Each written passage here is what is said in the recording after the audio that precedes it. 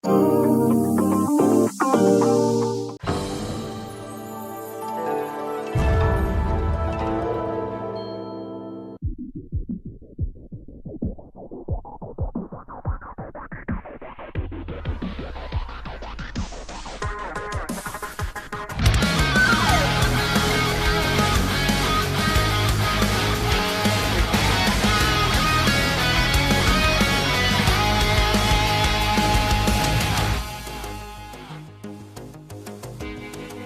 越迷惘的地界，握紧生死的界限，我望向这黑夜，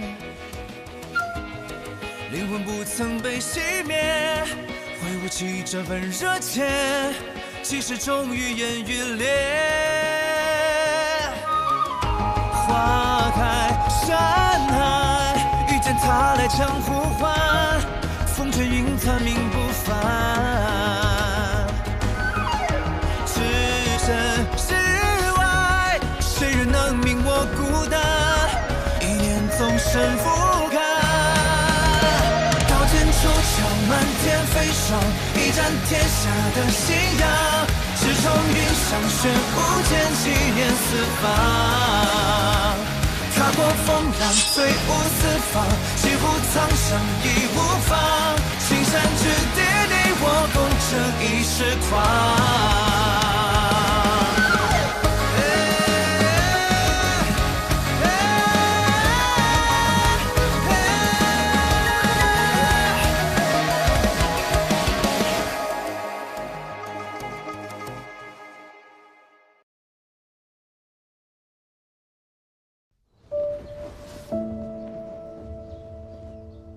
城主，为什么？为什么他说了那样的话，还能若无其事的回来？为什么？为什么他到现在才回来？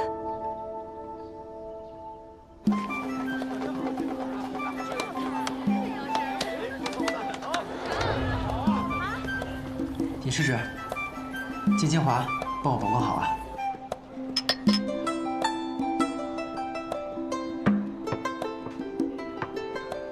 师傅，你当年到底做了什么对不起人家的事儿啊？哎呀，其实吧，也没什么，就是我想着两人既然已经定了终身，那总得坦诚相待吧。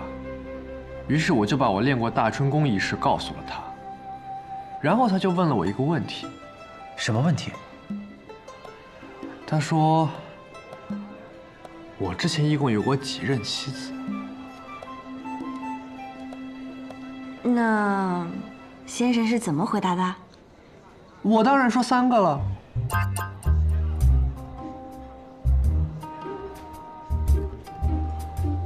像我这种洁身自好的人，一世当然只能有1个妻子，绝不可能多。那我知道为何洛姑娘说先生是浪荡子了。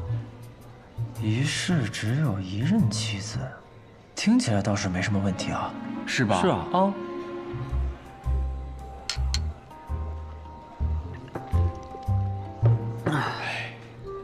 那百里师叔的意思是，活得越久就可以爱得越多呗？不，我不是这个意思。那你是什么意思啊？我的意思是，不是在说师傅的事儿吗？怎么会突然指向我？哦，对，在聊我的事儿呢。哦，哎，你们女人家到底是怎么想的呀？ 虽然以先生的立场来看，每换一个身份就是一世，每结一次亲呢，那就是一生一世一双人。可是在我看来，无论岁月多么漫长，只要你还是你，归根结底就只有一世，只有我才是对你而言最独一无二的那个。你遇到我，方知心动的滋味。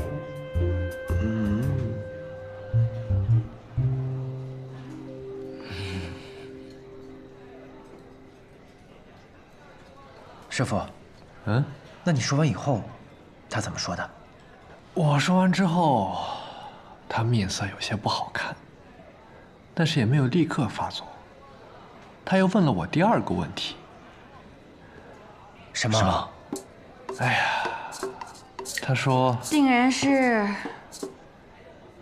在我之后，你还会有几任妻子？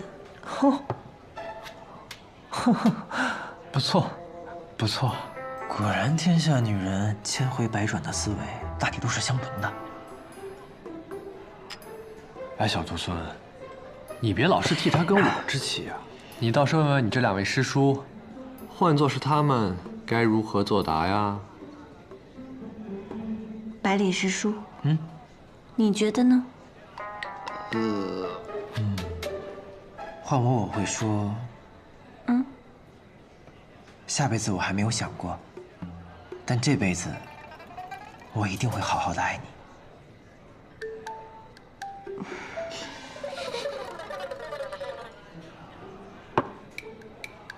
司空师叔，那你呢？要我呀，我就说，在你之前，我一直认为感情不过是相伴一时的东西，一人死了便是结束。但遇见你之后，我才发现原来感情可以跨越时间的界限。所以经你之后，我再无其他爱人，再无妻子。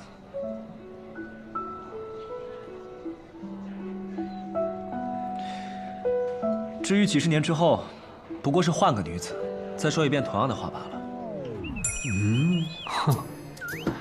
我这活了180多年，算是白活了。啊，我该叫你一声师傅呀！哎，不妥。师傅，那你最后到底是怎么回答他的？哎呀，我那天也喝了不少，有点醉了，我就跟他说，我说，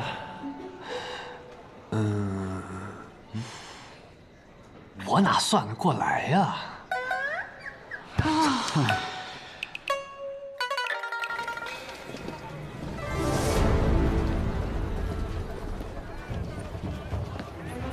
登天阁，这是什么？雪月城登天阁一共16层，每一层都有一位高手镇守。越往上，这把守的高手啊就越厉害，尤其是最上面那几层，都是江湖中传说级的高手，功力高深莫测。只有闯过那最高层，方能一眼窥雪月。这么厉害？是啊，不过也没什么，因为我就是传说本身。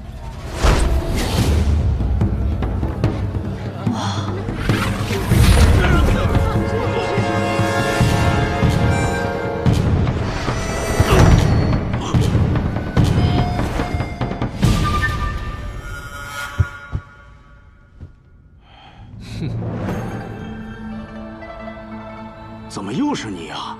以前老城主让你来拦我，现在少城主也让你来拦我，我倒想问你，怎么又是你呀10年未见，你怎么变年轻了？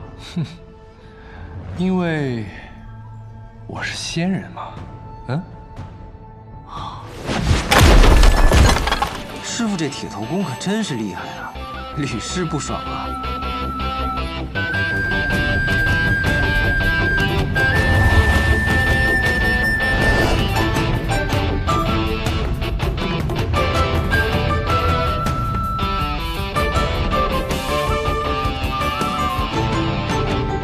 落水，我来了。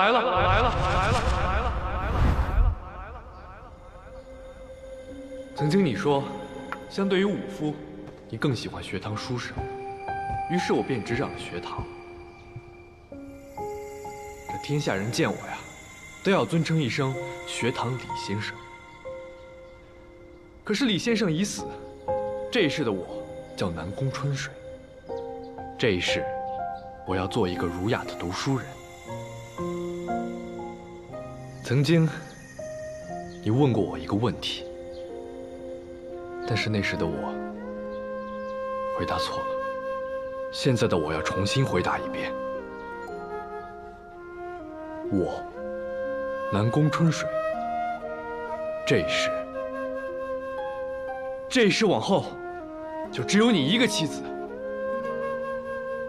曾经的我以为，男情女爱，不过只是一时的，一方死了，也就结束了。直到我遇见了你，我才明白，原来感情是可以穿越时间界限的。所以你是打算等过几十年后，把这话换个女子再说一遍吗？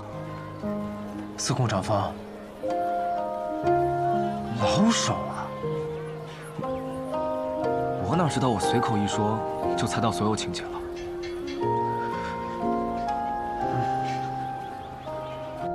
当然不会，因为我就只有这一生了。这一生，我只与你共度，仅此一生，便是一世。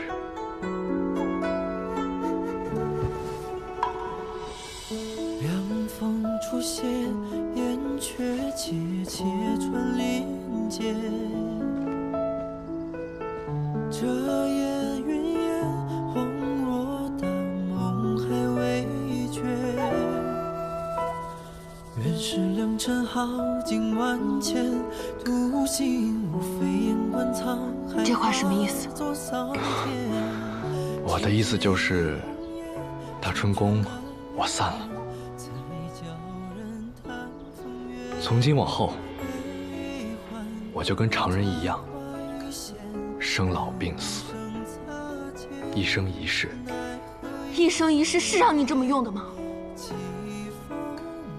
只要能跟你在一起，我觉得可以这么用啊。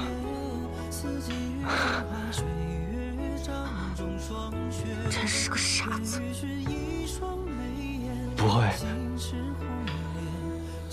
又要赶我走吧？所有人都羡慕的长生不死，你就这么不要了？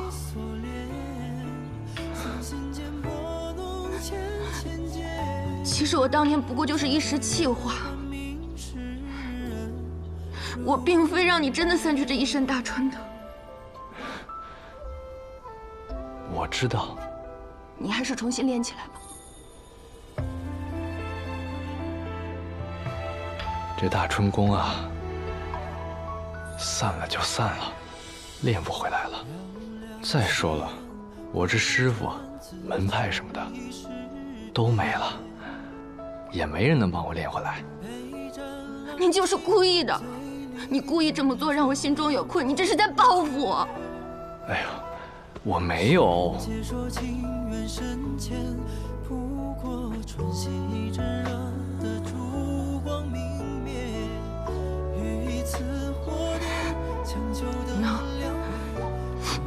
那你这么做不会后悔吗？不会啊。你想，我都活了180多年了，直到遇见了你，我才发现自己其实还是那个少年。少年人做事本就该冲动，所以此生我不悔。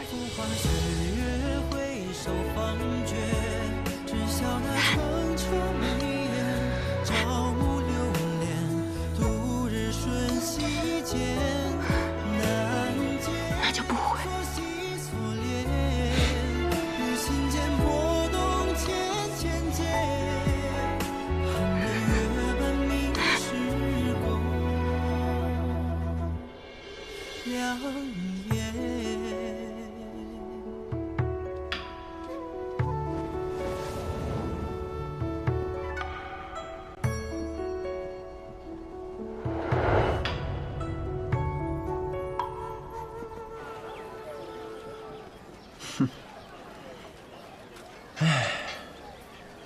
这就是书上最愿写的，人们最愿看到的。有情人终成眷属啊！为了一个女子，放弃长生不死，也只有书里才会写的故事。不过，有情人终成眷属后，就不管我们了。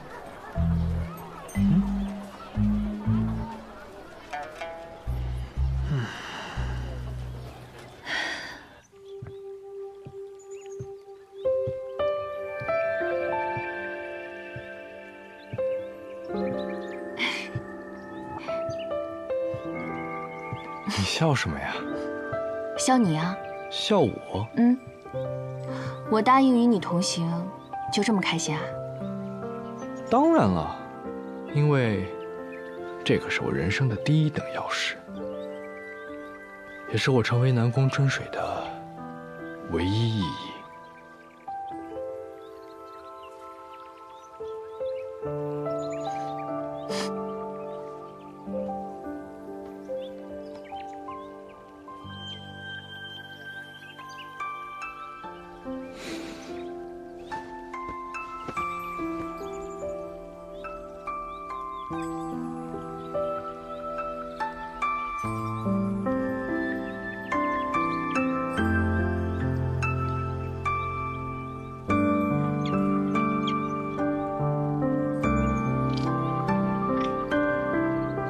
对了，那个与你一起来的那3个人是谁啊？那2个少年人是我的徒弟，那个小姑娘是柳月的徒弟，也是我的徒孙。那不打算把他们接进城吗？哎呀，接什么接呀？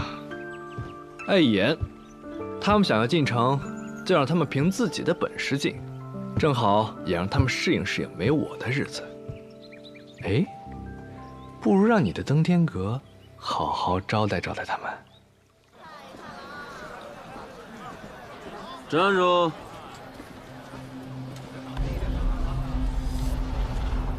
有拜帖吗？没有。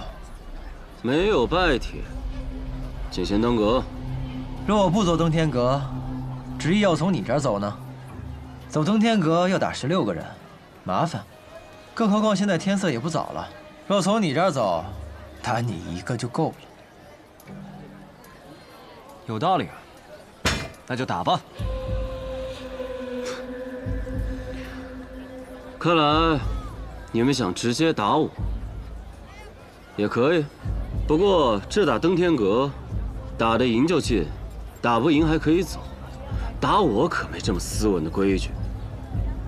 要么打完我躺着，要么被我打趴，丢出去。哼，二位，这人要打趴我们，那就如他所愿。打趴他，有意思。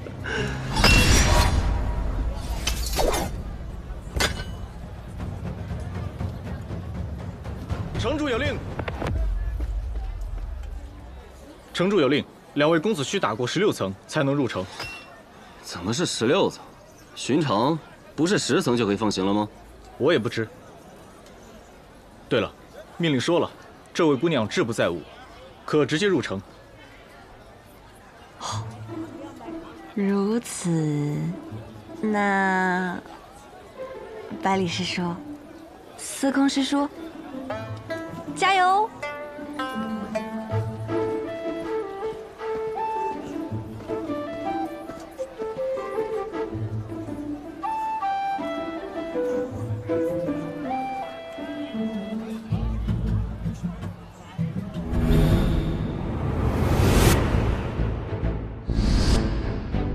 你们2个小儿，便是刚才那人的徒弟啊？怎么，可是要闯阁？你上还是我上啊？你先吧。一般厉害的人，不都最后上吗？要点脸，说话别太嚣张了呀！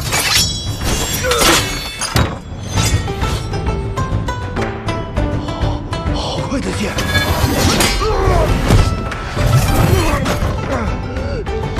真是见了鬼了！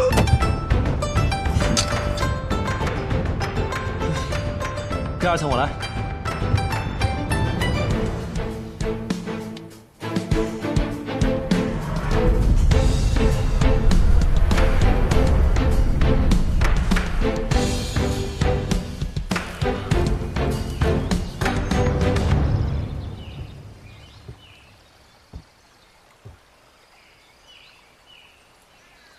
晚辈叶鼎之，求见刀仙燕凌霞。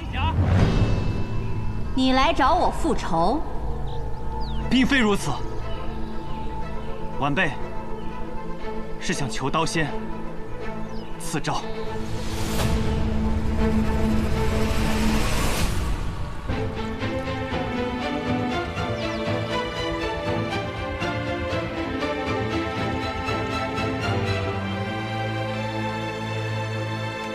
见过前辈。你来找我赐诏？是。为何？我想练魔仙剑。习剑想要有成，我有3法：挑战剑客、绝境打磨、高手赐诏。我时间不多，前2者又太费时间，所以我想请前辈赐诏。你和你师父还真是如出一辙。站在男爵武林的立场，我并不支持你练魔仙剑。我知道，我还知道，前辈也心知。为何男爵高手众多，我唯独来找你赐诏？你很聪明，也很能洞悉人心，不错。我确实对你师父心怀有愧。虽然我这件事是顶之卑鄙了，但我有不得不这样做的理由。羽生魔之徒叶挺日，求前辈赐诏。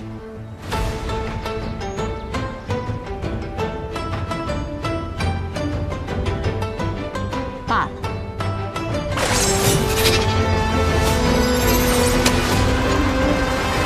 出剑吧。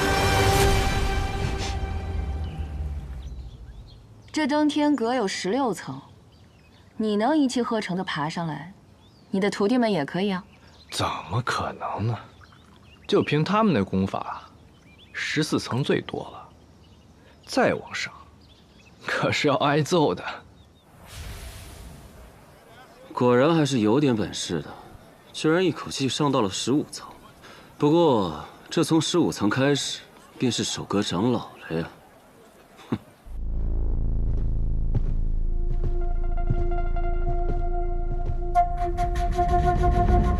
奇怪，难不成是他们怕了？不要掉以轻心，我们先上去看看。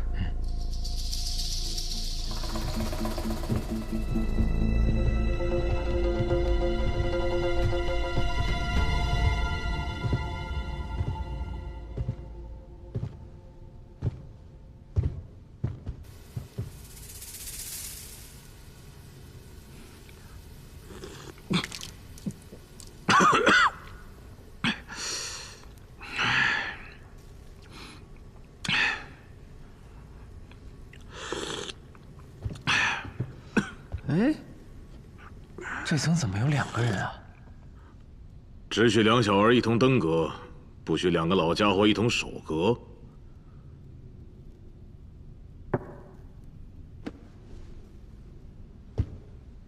登天阁第15层守阁人骆风中。登天阁16层守阁人骆念色。既然你们2个一起上，那我们也就一起上。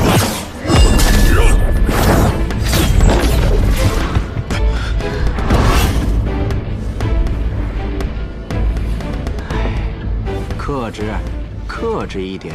再克制，雪月城的脸面都丢了。你说的也对呀，这师傅就算了，你说这徒弟接二连三的挑衅，确实不该忍啊。哎，2位老英雄成名多年，不会以大欺小吧？小兄弟，你混江湖多久了？回前辈，有些年头了。你既然说我跟这位好友成名已久，那你可知我2人的名头啊？糟了，刚才一时口快，江湖上并没有听过他俩的名字呀。司空传风，怎么了？麻烦了，这2位是隐姓埋名在此，用的是假名。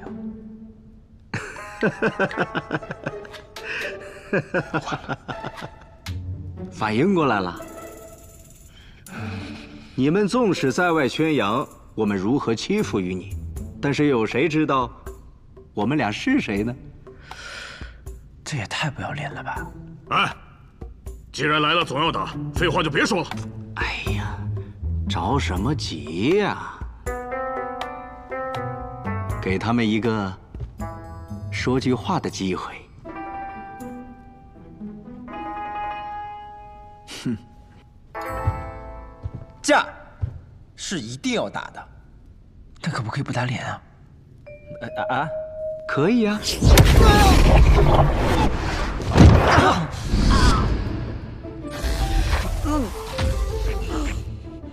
不是说好不打脸吗？临危不惧，大好儿郎啊！有多好？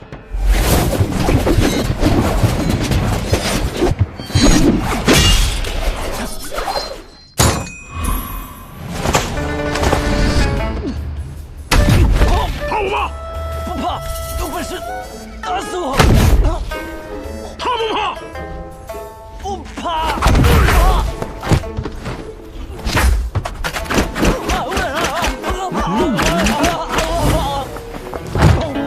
四顾上方！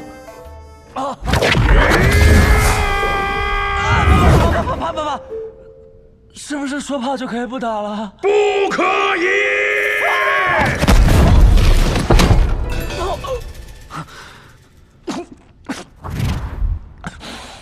别急，这里有我。别问，我怕。可不可以让我带他休息一会儿？这个风中的功夫啊，太狠了。你放心，我跟他不一样。真的吗？真的。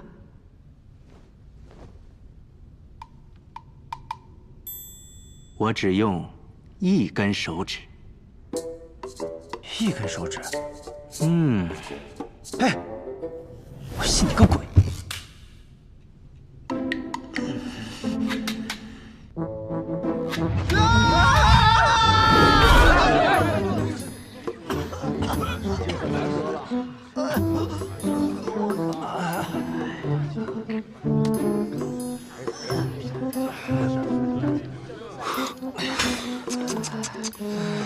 看你们这也不行啊，要不把你们师傅叫出来帮帮忙？放他进去的就是我们师傅。这位兄台，麻烦帮我给他传句话。他叫南宫春水。别闹了，师傅他根本就不会来帮我们的，让他来看我们笑话还差不多。不是的，是我要告诉他，你给我等着！好，里面那个叫南宫春水的，给我听着！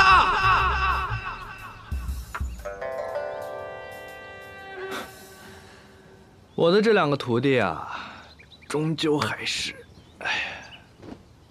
你给我等着！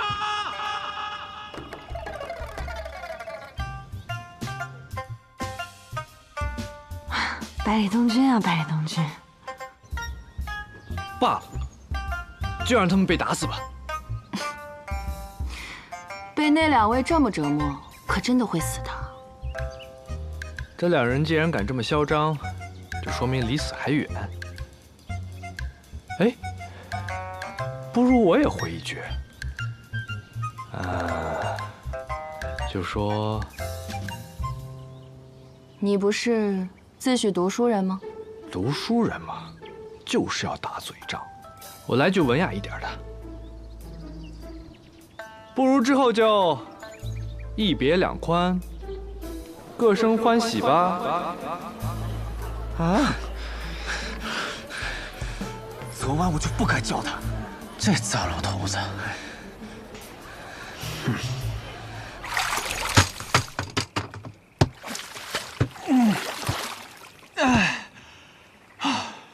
不打，再打就要被打死了。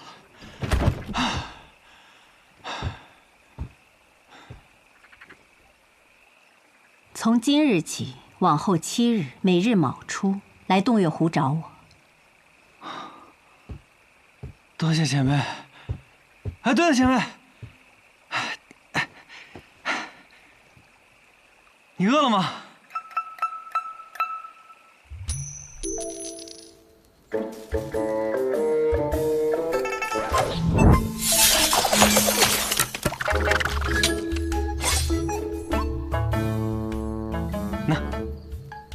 你这剑用在这儿，倒是比白日里用的更有几分灵性。啊，前辈这是骂我呢。你很奇怪，你师父命丧我手，按说你应当是恨我的，就算有求于我，也只当是场交易罢了。可你如今面对我，却并无任何敌意。师父找前辈一战，所求为何？求的是尽兴，求的是极致。前辈竭尽全力，便是师父心中所想。况且师父也曾交代于我，不要视前辈为仇人。这般说容易，这般做却很难。你倒是个明事理的人。我不明事理，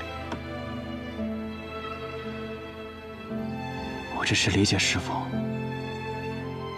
理解他心中所求。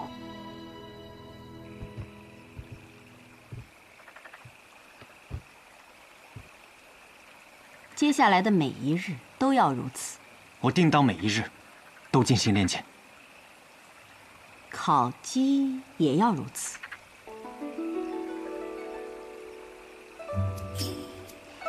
既然是洞月湖边，不如明天烤鱼吧。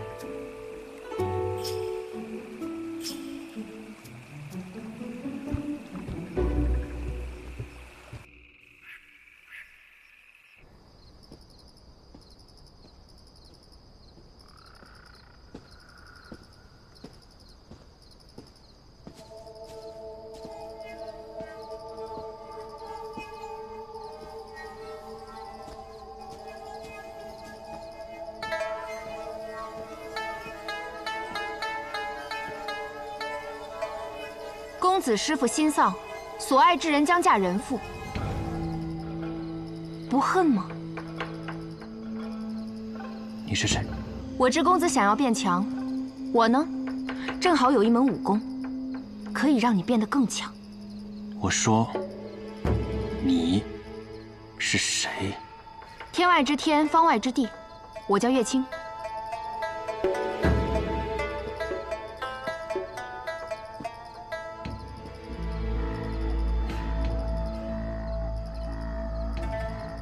不太认得，没有兴趣。怎么就不感兴趣了？你师父跟李长生斗了一辈子，你难道不想完成他的夙愿，打败他的徒弟百里东君了？你知道百里东君？你和尹落霞长相相似，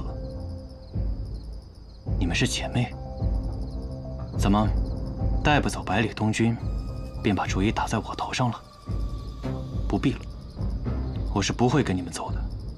别再跟着我，不然下一次就没那么好说话了。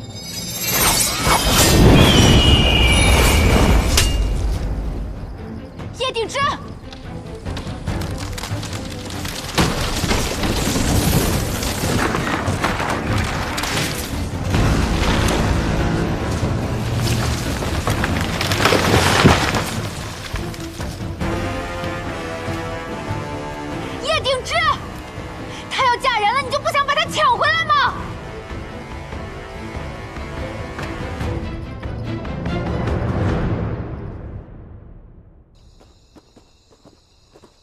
你们的朋友来看你们了。尹师之，你怎么来了？幸亏你不用打，那几个老家伙太不是人了。我来给你们送些伤药。哦，对了，先生说，若是你们打不过登天阁16层，就让你们滚。而且以后也别叫他师傅了。这不是要我们的命吗？那能怎么办呢？能怎么办啊？那就打呗。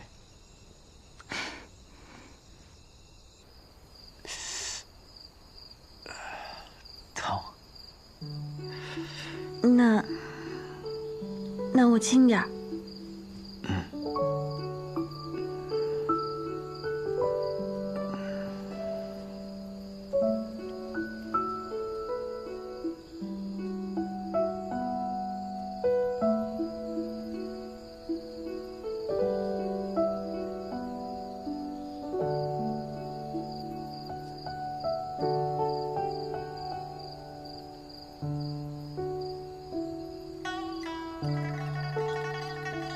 刨去妹妹的身份与你想要做的事，也刨去那些冷冰冰的权术筹谋，你喜欢这个百里东君？我没想过这个问题。那就现在好好想想。阿姐，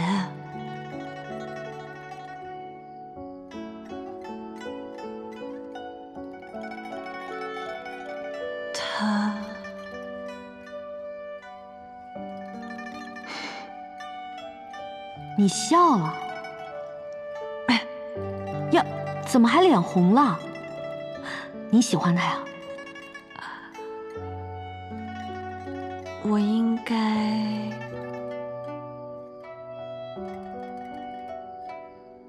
是有些喜欢的吧。哎，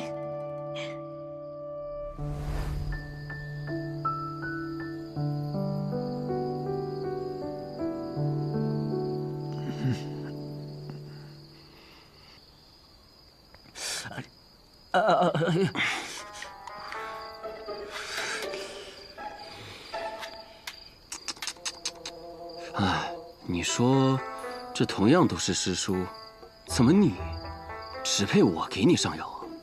羡慕羡慕？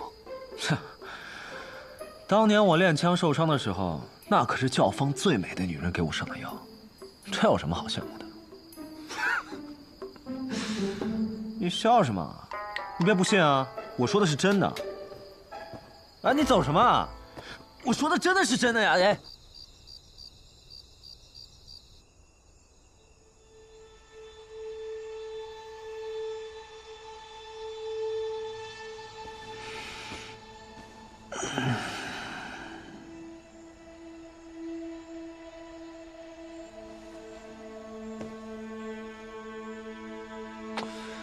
百里东君，你还睡不睡了？我睡不着啊。哎，有什么事跟我说说，我就当舍睡陪君子了。哎，司空长风，说来我们认识这么久了，还没聊过彼此的过往呢。你可还记得我的自白？来也空空，去也空空，故为司空。也愿化作长风，一去不归。所以你叫司空长风。是啊，这就是我想象中的一生。提着一杆枪，骑着一匹马，游荡在这世间，最后啊，醉死在一间寺庙前头。去也空空。这也是我的前半生，来也空空。哎，你还记得我曾经跟你说过吗？我曾经跟你说过，我失了忆。我开始有意识的时候呢，是从一间破庙中醒来。当时啊，我就觉得自己饥肠辘辘的，于是便摸爬着走上了街去。可是身上呢，一个同伴都没有，只能看着别人吃东西，干瞪眼。后来呢，有一个穿着破破烂烂的少年，他给了我一张饼。他问我叫什么，我说不知道。于是，他便让我跟着他混。我也不知道自己当时几岁。只记得那少年呀，跟我一般高，他说自己13岁，于是，我也便当自己是13岁。从那以后，我就叫司空长风。别这个表情看着我，显得我怪可怜的。哎，我跟你说啊，其实啊，我觉得自己没什么好惨的，今朝有酒今朝醉，这不是挺开心的吗？好了，我说完了，说说你吧。我呀，我从小就不喜欢习武，喜欢酿酒，然后就拜了酿酒术天下第一的古陈师傅。后来，古陈师傅死了，将西楚剑歌传给了我。从那以后，我便下定决心要好好习武，随后就拜了武功天下第一的李先生为师。你这是在炫耀？没有，我只是……好了，我就是开个玩笑，你只是真的这么顺遂？是啊，现在我好像唯一没有实现的，就是娶仙子姐姐过门了。可是……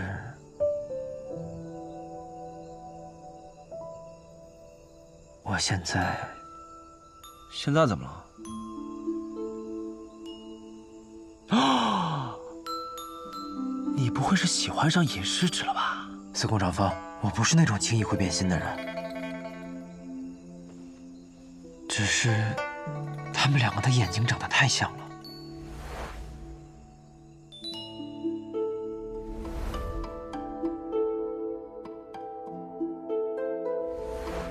我不是在给自己找借口，是真的太像了，像到我有时候看尹世之眼睛的时候，会恍惚间像是回到了初见他的那一晚。那既然他俩这么像，你怎么知道你喜欢的是尹世之，而不是你那仙子姐姐的替身啊？你别乱说话。什么替身啊？才不是替身呢！只要被听到，可又要被误会了。那既然他俩这么像，又不是替身，那是什么？人有相似，但感觉却是不同的。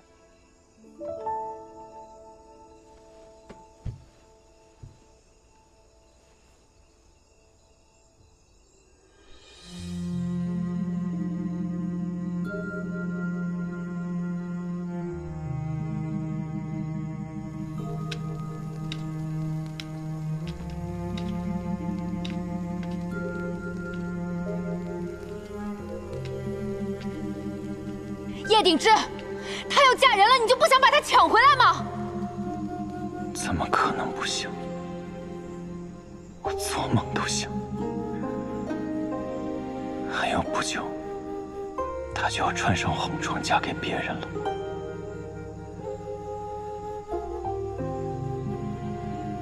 东君，我要抢的人是你师兄未来的嫂嫂，到时候你会对我拔剑相向吗？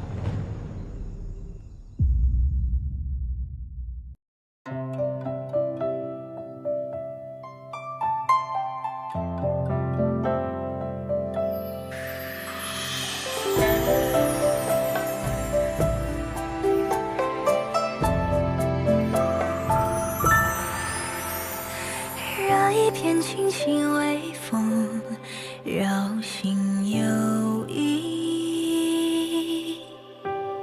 听波般忽泛涟漪，人教春泥。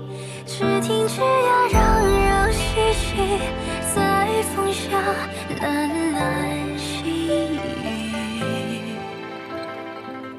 月下描摹花瓣。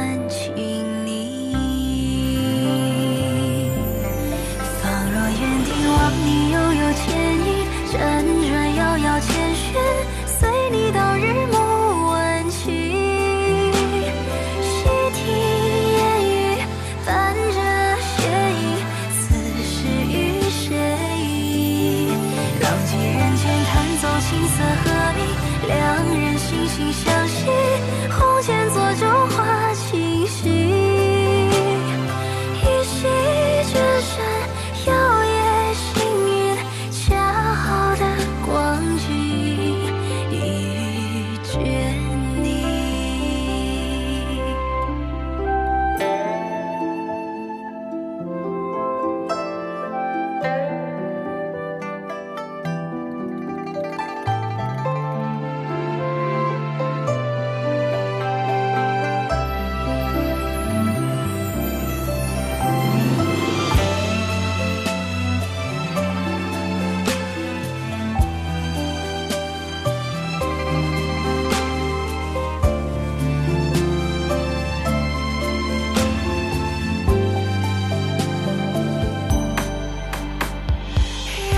天清晰。